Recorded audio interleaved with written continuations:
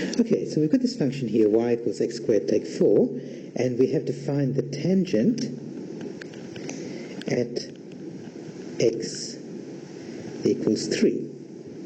Okay, now, the biggest thing in this question is actually finding out, what it's actually asking for. Once you figure that out, it's pretty easy, and it just comes down to fairly basic maths, almost like year 9 maths. So let's do a little bit of a sketch of this curve. So even if you don't know what this curve looks like, actually this curve is quite straightforward because it's just x squared take 4. But even if you didn't know what it looked like, let's just draw a bit of a sketch. So there's this curve here, and at the point 3, x equals 3, there's a line that's a tangent to it.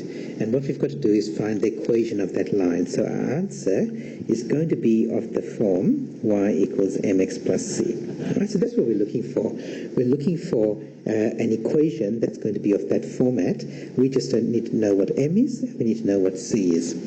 And so now we just look at what information that we've been given.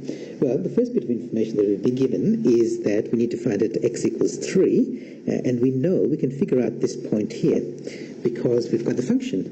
So when x equals 3, we've got y equals 3 squared take 4, which equals what that 9 take 4 is 5. So we know that one of the points of the intercept is 3, 5. That's one thing. The second thing is the tangent is the slope. Okay, so the m is the slope of this line. And the slope of this line where it touches this function here, how do you find the slope? Well, you take the derivative. So you take the derivative of that function there, and it's 2x. Okay, so if you take at 3, the derivative at the point 3 is 6.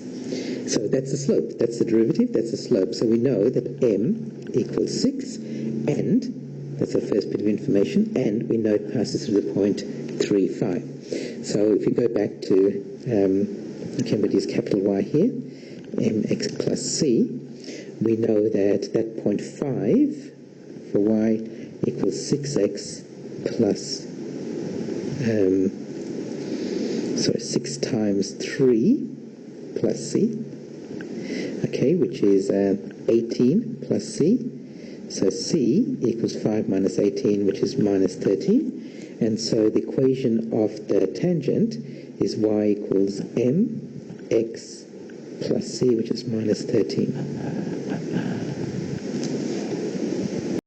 Okay, the second part of this question says that we should use this, what we're trying to find out is an approximation for the function value at 3.02 using the formula that if you add a small increment to the function, it's approximately equal to the function at a certain point plus the increment times the derivative. Okay, so what it's saying in terms of this, let's zoom into this slope, essentially, so you don't need to know this information, but I'll explain it to you. If you've got this point here, and we're going to move along a little bit, so just assume that's a tiny bit that we're moving along, then essentially what we're doing is just taking the slope, moving along a bit and multiplying. Okay, so it's not exactly right, but the smaller the increment, the closer the approximation. So actually this answer is pretty straightforward because all we have to do is, so we know, let's do 3 plus 0.02, approximately equal to f of 3 plus h, which is 0.02, times f primed of 3.